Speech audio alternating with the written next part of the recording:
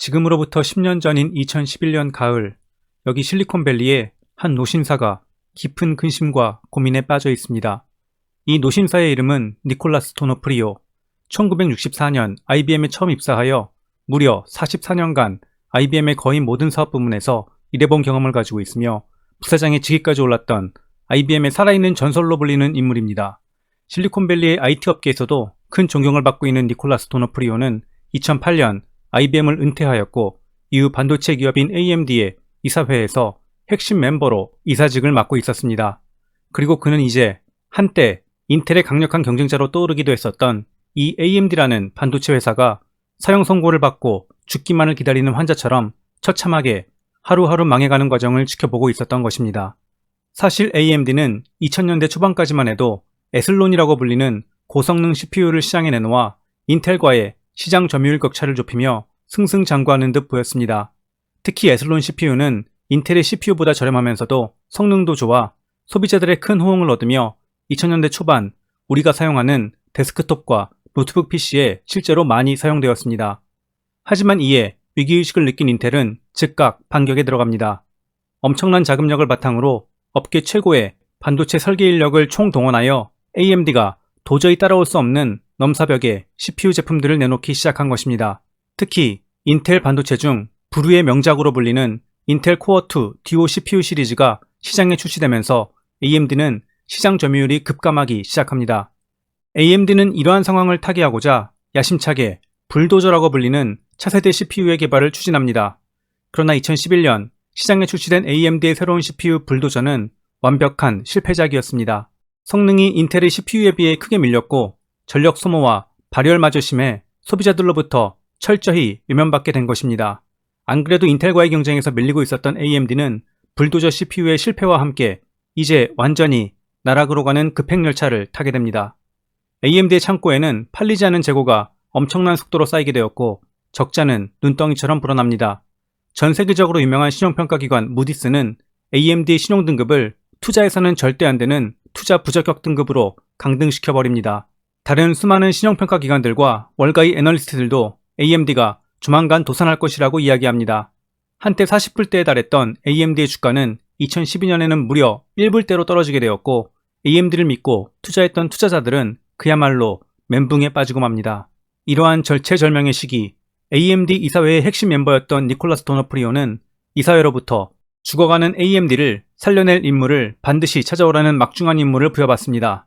그리고 IBM 출신의 니콜라스 도너프리오의 머릿속에 두 명의 인물이 떠오릅니다.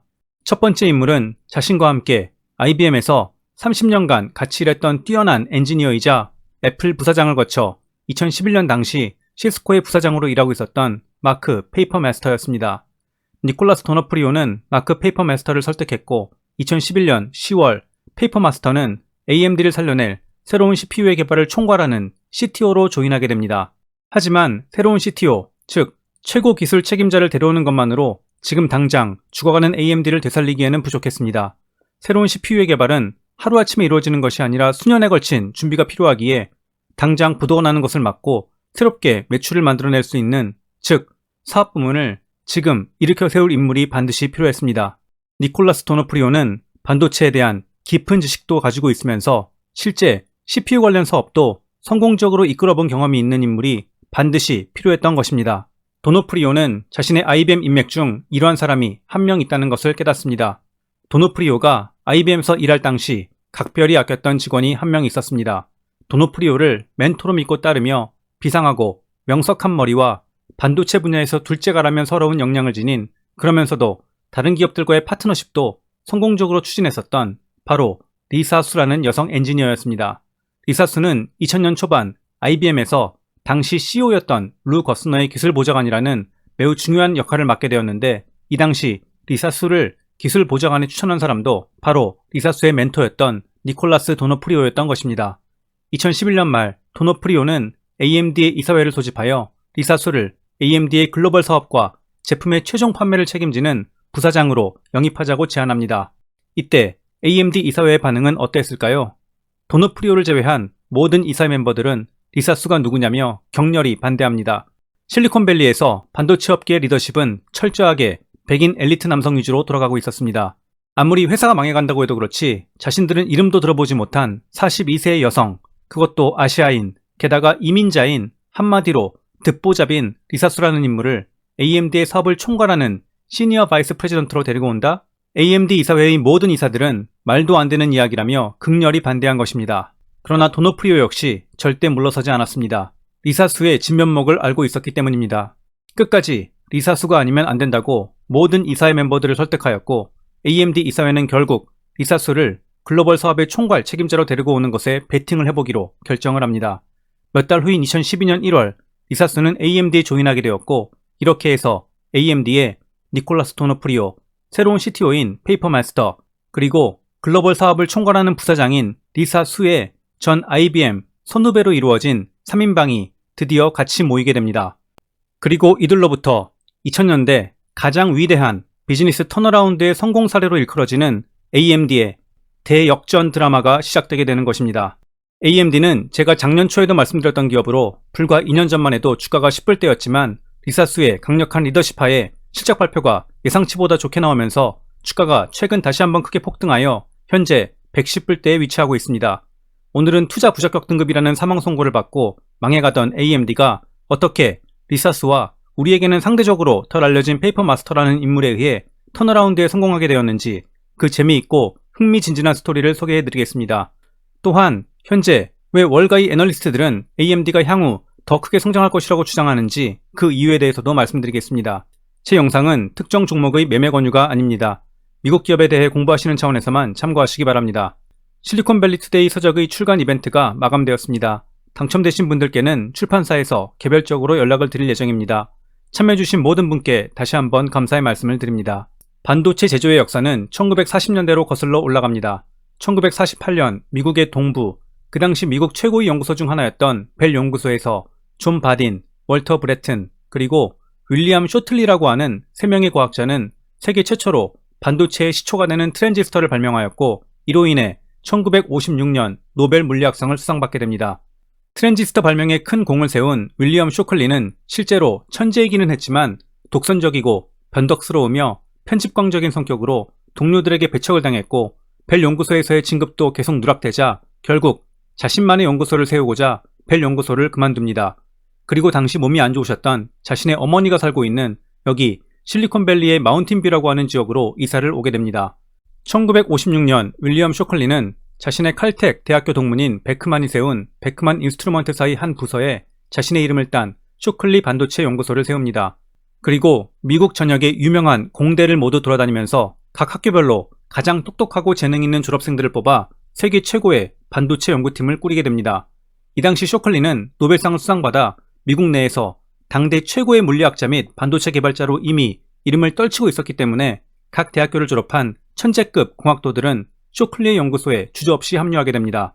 하지만 독선적이고 변덕스러웠던 쇼클리는 1957년 실리콘 재료를 기반으로 한 반도체 연구를 갑자기 중단하겠다고 선언합니다. 그동안 쇼클리의 독선적인 경영 방식과 편집광적인 성격에 불만을 가지고 있던 천재급 연구원 8명은 실리콘을 기반으로 한 반도체가 미래에 큰 성공을 거둘 것이라고 믿고 있었고 자신들의 의견이 묵살당하자 단체로 한꺼번에 퇴사를 하게 됩니다. 이 8명이 바로 전 세계 반도체 역사를 영원히 바꿔버린 그 유명한 8명의 배신자로 불리는 고든 무어, 로버트 노이스, 유진 클라이너를 비롯한 8명의 천재급 반도체 연구원들입니다. 윌리엄 쇼클리는 이들이 한꺼번에 퇴사하자 자신을 배신했다고 해서 트레처러스 8, 즉 8명의 배신자라고 이들을 맹비난했고 그래서 이들의 별명이 8명의 배신자가 된 것입니다. 하지만 이 8명의 배신자로 인해 지금의 실리콘밸리가 탄생했다고 할 만큼 이들이 미친 파급력은 실로 어마어마했습니다. 이 8명의 연구원은 실리콘을 기반으로 한 반도체를 만들고 싶었고 자신들이 반도체를 만들 수 있도록 투자금을 지원해줄 회사를 찾아야만 했습니다. 하지만 30여 개의 회사에서 모두 거절을 당하게 되고 마지막으로 찾아갔던 한 회사에서 기적적으로 투자를 해주겠다는 사람을 만나게 됩니다. 그 사람이 바로 셔먼 페어차일드입니다. 세계 2차 대전 당시 군사작전용 항공사진 촬영 사업을 통해 큰 돈을 번 셔먼 페어차일드는 이 8명이 연구를 진행할 수 있도록 자신의 회사 내에 페어차일드 반도체를 만들고 자금을 대줍니다. 그리고 얼마 지나지 않아 이 페어차일드 반도체는 그야말로 엄청난 대박을 터뜨리며 성공을 거듭하게 됩니다. 이 8명의 배신자는 나중에 페어차일드 반도체를 각기 하나둘씩 퇴사하여 자신들만의 회사를 차리게 되는데 그중 가장 유명한 회사가 어디일까요? 바로 고든 무어와 로버트 노이스가 1968년 7월 창업한 인텔입니다. 로버트 노이스는 우리가 흔히 IC칩이라고 불리는 집적 회로를 최초로 발명한 넘사벽의 천재이고, 고든 무어 역시 너무나도 유명한 무어의 법칙을 만든 또 다른 천재입니다. 타의 추종을 불허하는 천재와 천재가 만나 세우게 된 인텔은 반도체 시장을 선도하며 그야말로 파죽지세로 성장해 나갑니다. 그리고 이 당시 8명의 배신자 출신은 아니었지만 전기공학 엔지니어로 페어차일드 반도체 내에서 마케팅 디렉터를 담당했던 제리 샌더스라는 인물이 있었습니다. 제리 샌더스 역시 자신도 인텔처럼 성공하는 반도체 스타트업을 만들고 싶었습니다. 그래서 1969년 페어차일드의 인력 7명을 데리고 나와 자본금 10만 불을 가지고 반도체 제조 스타트업을 설립하게 되는데, 이 기업이 바로 오늘 말씀드리는 AMD입니다. 제리 샌더스도 똑똑한 인물이긴 했지만 반도체 분야 관련 넘사벽의 천재들이 만든 인텔의 기술력을 도저히 따라갈 수는 없었습니다. 그래서 제리 샌더스는 인텔이 새로운 반도체를 내놓을 때마다 역으로 이를 분해하여 비슷하게 카피한 반도체를 만들어 인텔보다 성능은 떨어지지만 가격은 저렴한 시장 내 2인자의 위치를 차지하는 전략을 쓰게 됩니다. 1982년 인텔은 세계에서 가장 큰 컴퓨터 공룡 기업이었던 IBM의 개인용 컴퓨터에 들어가는 칩을 제공하기로 하였고, 폭발적으로 늘어나는 물량을 맞추기 위해 AMD에게 라이선스를 주고 생산 하청을 주게 됩니다. 이로 인해 AMD도 큰 호황을 맞게 되었으나 이는 오래가지 못했습니다. 1985년 인텔이 모든 이익을 독점하기 위해 AMD와의 라이선스를 파기하고 생산 하청을 끊어버린 것입니다.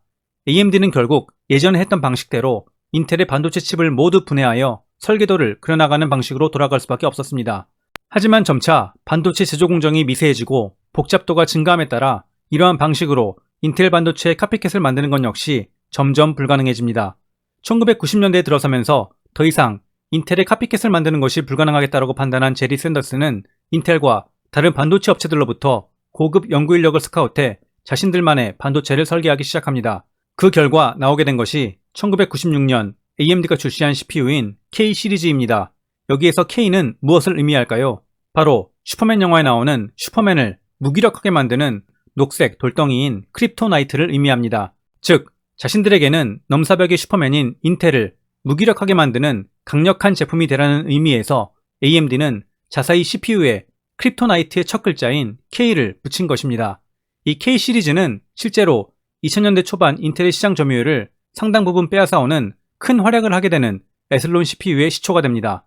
AMD의 에슬론 CPU는 당시 최고의 CPU였던 인텔의 펜티엄 칩보다 성능은 조금 떨어졌지만 저렴한 가격에 괜찮은 성능을 내었기 때문에 전반적으로 PC의 가격을 낮추어 개인용 컴퓨터가 일반인들에게 널리 보급되게 하는 데에도 큰 역할을 하게 됩니다. 특히 2003년에는 AMD가 인텔보다 기술적인 우위를 가진 CPU로 알려진 최초의 64비트 CPU인 에슬론 64를 출시하여 세상을 깜짝 놀라게 합니다.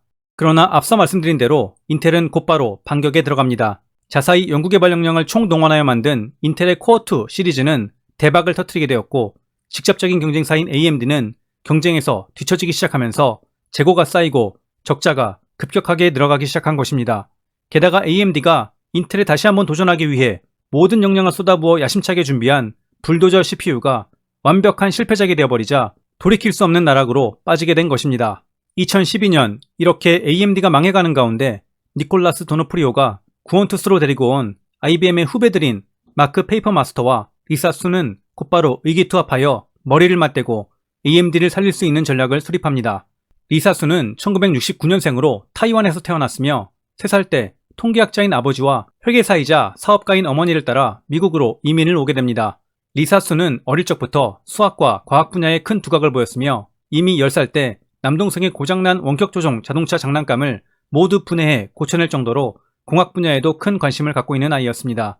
수지였던 리사 수는 노벨상 수상자만 8명이나 배출해낸 미국 동부의 영재과학고인 브롱스 과학고등학교에 입학하였고 1986년 MIT 공과대학에 입학하여 전자공학을 전공하며 박사학위까지 따게 됩니다.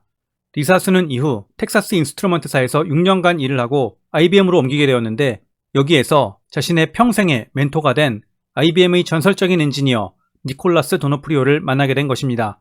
리사 수는 IBM의 연구부서에서 일하면서 향후 AMD에서 매우 중요하게 활용되는 값진 경험을 하게 됩니다. 당시 IBM은 소니와 협업하여 소니의 차세대 게임 콘솔인 플레이스테이션 3에 들어갈 CPU를 개발하고 있었는데, 이를 리사 수가 진두지휘하였던 것입니다.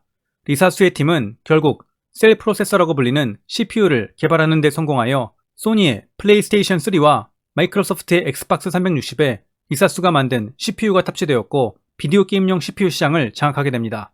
2007년 리사수는 프리스케일 반도체라고 불리는 업체로 회사를 옮겨 CTO, 즉 최고 기술 책임자의 역할을 맡아 일을 하고 있었습니다. 그러던 와중 자신의 IBM 시절 멘토였던 니콜라스 도노프리오의 도움 요청을 받게 된 것입니다. 사실 그 당시 잘 나가던 리사수가 굳이 망해가는 AMD에 들어갈 이유는 전혀 없었습니다. 오히려 리사수의 주변 사람들은 리사수가 AMD로 간다고 하자 모두 만류합니다. 고액 연봉을 받으면서 더 좋은 회사에 갈 수 있는데 왜 굳이 도산 직전인 회사에 들어가냐는 것입니다. 이 회사는 조만간 망할 수밖에 없고 이는 리사수의 커리어상에 큰 흠집을 낼 것이라고 걱정한 것입니다. 하지만 리사수는 안전한 길은 자신에게 매력적이지 않다라고 이야기합니다. 남들이 풀기 힘들다고 하는 문제와 어려움에 도전하고 이를 극복해내는 마인드셋이 그녀의 인생관에서 더욱더 중요했던 것입니다. AMD에서 리사수와 페이퍼마스터는 회사를 살리기 위해 두 가지 전략을 펴는 데 뜻을 모읍니다.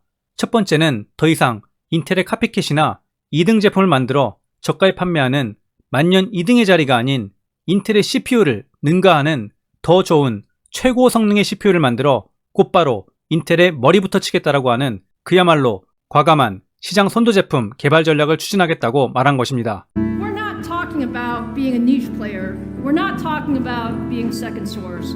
We're talking about how do we lead the industry. AMD is totally committed to the data center. This is our space. This is where we lead. 리사수와 페이퍼마스터는 AMD가 2등 전략으로는 앞으로 살아남을 수 없다는 것을 너무나도 잘 알고 있었습니다. AMD가 살아남기 위해서는 향후 엄청난 성장이 기대되는 고성능 컴퓨팅 분야에서 인텔보다 더 좋은 CPU를 만들어 시장 점유율을 획기적으로 끌어올려야만 한다고 믿었던 것입니다. 그러나 이 전략은 말은 좋으나 심각한 문제가 있었습니다. 무엇이었을까요? 지금 이 회사는 여유가 있는 회사가 아닙니다. 당장 오늘 망하냐 내일 망하냐 할 정도로 빨리 돈을 벌지 못하면 조만간 도산할 수도 있는 상황이었던 것입니다. 그래서 리사수는 회사가 일단 숨을 쉴 수 있도록 살려놓기 위해 두 번째 전략인 게임기 반도체 분야로 사업 확장을 재빠르게 추진합니다. AMD는 수년 전부터 컴퓨터의 연산, 즉 두뇌 역할을 하는 CPU와 그래픽 처리를 담당하는 GPU를 하나로 합친 APU라는 새로운 개념의 칩을 만드는 프로젝트를 추진하고 있었습니다. 하지만 막상 그렇게 개발된 APU 칩은 인텔의 CPU나 엔비디아의 GPU에 비해 성능이 너무 떨어져 아무짝에도 쓸모없는 제품으로 전락해버렸고 AMD의 경영진은 결국 APU 사업을 중단하게 됩니다. 하지만 리사수는 이 APU 칩에서 큰 가능성을 발견했습니다. APU를 PC에 사용하기에는 성능이 부족했지만 PC만큼 강력한 성능이 필요하지 않으면서도 최대한 사이즈를 작게 만들고 싶어하는 게임기 개발업체, 즉 소니의 플레이스테이션이나 마이크로소프트의 엑스박스에 새로운 차세대 콘솔에 납품하면 좋겠다라고 하는 아이디어를 생각해낸 것입니다. 자신이 이미 IBM에서 이들 회사를 위해 CPU를 만들어 크게 성공시켰던 경험이 있었기 때문에 리사수는 이 아이디어를 밀어붙였고 결국 실패한 제품으로 낙인찍혔던 AMD의 APU 칩은 화려하게 부활하여 소니와 마이크로소프트의 차세대 콘솔인 플레이스테이션 4와 엑스박스 1에 들어가게 됩니다. 그리고 이들 비디오 게임기들이 전 세계적으로 대박을 치며 날개 돋친 듯 팔려나가자 AMD 역시 만년 적자에서 흑자로 돌아서는 기적과도 같은 성과를 내며 월가 애널리스트들을 깜짝 놀래키게 됩니다. 리사수가 죽어가는 AMD의 인공호흡을 성공적으로 마치고 있는 사이 CTO였던 페이퍼마스터는 AMD의 본래 주력 시장인 PC와 향후 큰 성장이 기대되는 데이터 센터에 들어갈 고성능 컴퓨터 CPU 칩의 개발을 추진하면서 인텔과 정면 승부를 벌이기 위한 준비에 돌입합니다.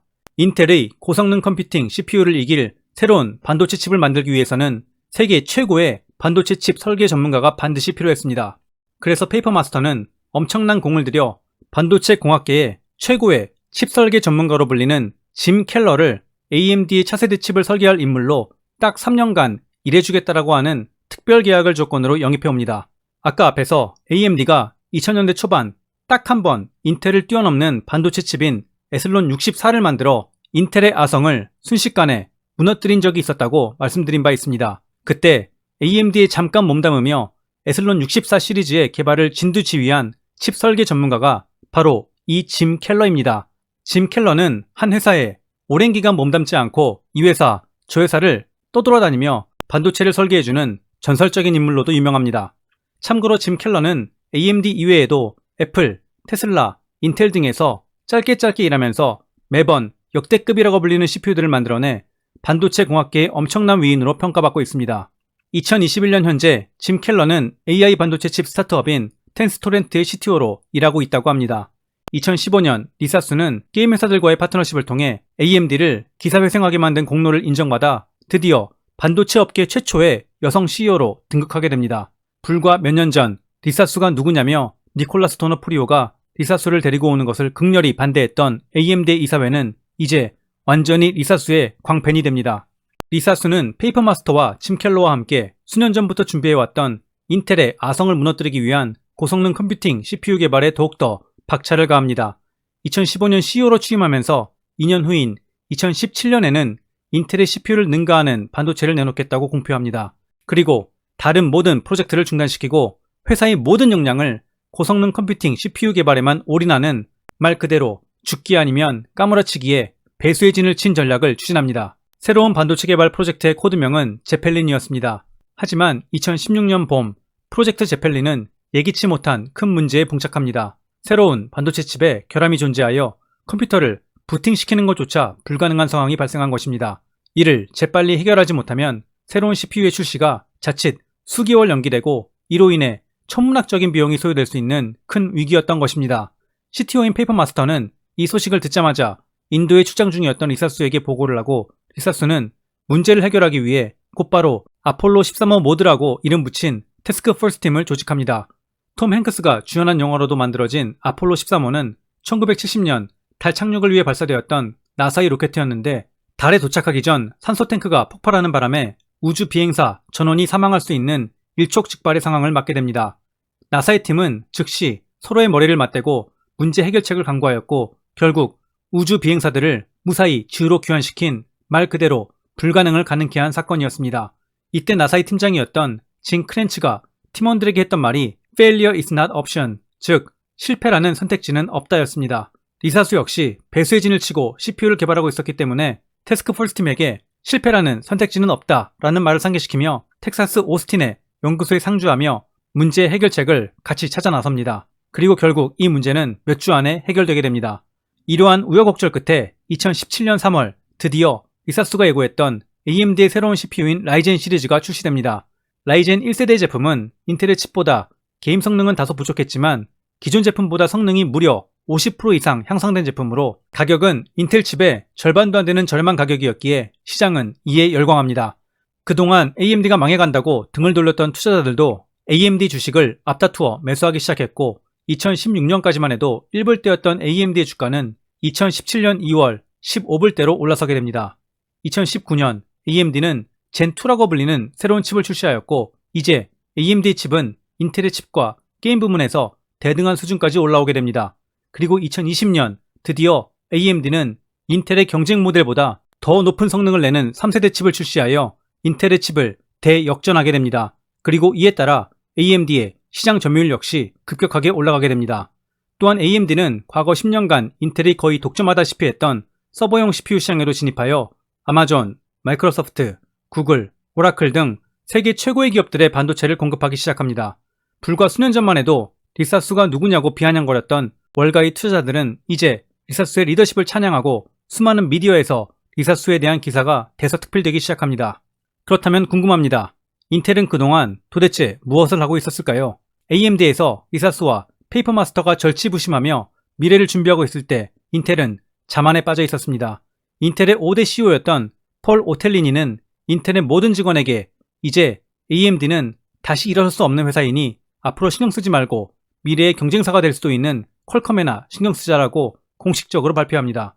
2013년 폴 오텔리니의 뒤를 이어 취임한 인텔의 6대 CEO인 브라이언 크르자니크는 한술 더 떠 인텔의 미래를 모두 말아먹는 전략으로 잘 나가던 회사를 수렁으로 빠뜨립니다. 2010년 초 AMD가 어려움에 처해 CPU 시장 내 경쟁이 사라지자 인텔의 CEO 크르자니크는 자신들이 강점을 가진 PC나 고성능 컴퓨팅 CPU 분야에서 더 좋은 제품을 만드는 것을 등한시하고 모바일 칩이나 인공지능, 무인항공기, 자율주행, 웨어러블 컴퓨터, 5G 모뎀 등으로 사업을 크게 벌리기 시작합니다. 하지만 문제는 큰 돈을 투자해 새롭게 벌린 사업들이 후에 절반은 망하였고 나머지도 이렇다 할 수익을 내지 못하고 지지부진했다는 점입니다. 이로 인해 회사가 큰 손해를 보게 되자 단기 이익을 내는 데만 급급했던 CEO 크르자니크는 어떻게 했을까요?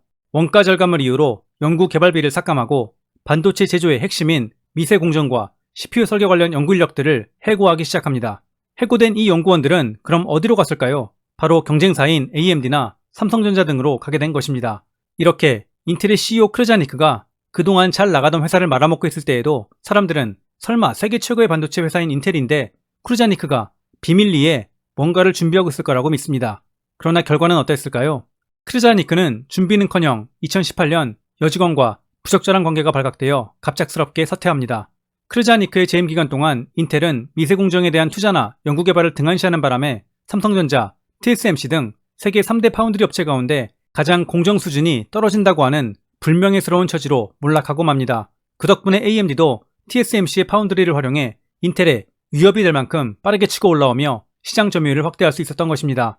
한 기업의 CEO가 얼마나 중요한지 다시금 일깨워주는 사건입니다. 그렇다면 현재 AMD의 실적이 어떠한지 가장 최근인 7월 27일 발표한 올해 2분기 실적을 확인해 보겠습니다. 한마디로 매출과 순이익이 폭발하여 시장의 대환영을 받고 있습니다.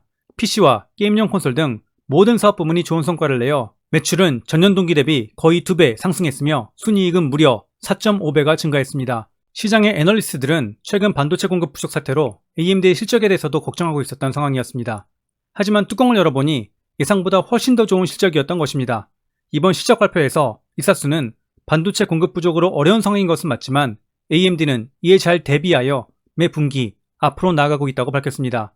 또한 2022년에는 상황이 더 나아져 훨씬 더 큰 성장을 달성할 것이라고 이야기하였습니다. 현재 AMD의 현금 보유량은 3.793빌리언 달러, 약 4.3조 원으로 전년 동기 대비 2조 원이 넘게 늘어났고 부채는 절반으로 줄어들어 매우 튼튼한 재무 상황을 자랑하고 있습니다. 이러한 실적 발표에 주가도 다시 한번 폭등하여 120불대까지 급등했다가 현재는 다시 110불대로 내려와 있는 상황입니다. 주가가 급등한 경우 다시 하락했다가 천천히 올라가는 경우가 많습니다. 주가가 전저점이었던 105불대까지 다시 떨어질 가능성도 있기 때문에 매수를 고려하시는 분들이라면 반드시 분할 매수하시기 바랍니다. 마지막으로 월가 애널리스트들의 AMD에 대한 예상 목표 주가를 확인해 보겠습니다. 목표 주가 평균치는 111.73불이고 최고치는 150불, 최저치는 70불입니다. 컨센서스를 보시면 팁 랭스는 매수, 스마트 컨센서스도 매수, 톰슨 로이터스는 매수 19명, 강력 매수 9명, 보유 17명, 매도는 없습니다. 불과 몇 년 전만 해도 많은 사람들은 AMD가 얼마 못 가 곧 망할 것이라고 했었습니다. 하지만 AMD 이사회의 니콜라스 도노프리오가 데리고 온 리사 수와 페이퍼마스터가 힘을 합해 회사를 기사회생시켰고 이제는 아예 시장의 판세를 뒤흔들며 인텔이 독점하다시피 했던 CPU 시장을 빠르게 치고 올라오고 있습니다. 물론 그렇다고 인텔이 당장 망해가는 것은 아닙니다. 여전히 인텔은 CPU 시장에서 최강자로 작년 연간 매출액은 AMD의 7배에 달하고 순이익도 AMD보다 9배가 더 큽니다. 하지만 투자자들은 자꾸 경쟁사들에게 시장을 빼앗기고 있고 미래에 대한 준비도 제대로 하지 못한 채 우왕좌왕해온 인텔에 대해 무척 실망해하고 있습니다. 이에 따라 작년 코로나 사태 이후 수많은 IT 기업들의 주가가 2배, 3배 폭등할 때 인텔의 주가는 44불에서 68불 사이를 횡보하다가 현재는 다시 53불대로 하락해 있는 상황입니다. 인텔의 이사회는 안팎으로 위기에 처한 인텔을 다시 본궤도로 올려놓기 위해 과거 인텔에서 최연소 CTO로 일한 적이 있고 486 프로세서 설계 엔지니어이기도 했던 팻 겔싱어를 올해 새로운 구원투수 역할을 할 CEO로 영입하였습니다. 얼마 전 팻 겔싱어는 2025년까지 반도체 제조 미세공정 분야에 집중 투자하여 삼성전자와 TSMC를 추월해 반도체 기술 분야에서 리더십을 다시 찾겠다고 선언하였습니다. 정말 인텔이 이번에 발표한 계획대로 빠르게 전력을 재정비하여 AMD를 비롯한 다른 경쟁사들의 추격을 따돌릴 수 있을지 귀추가 주목되는 상황입니다. 배수의 진을 치고 죽기 아니면 까무러치기로 앞으로 달려나가는 리사스와 AMD를 볼 때 인텔이 빨리 정신을 차리지 않으면 다시금 큰 위기를 맞게 될 것으로 보입니다.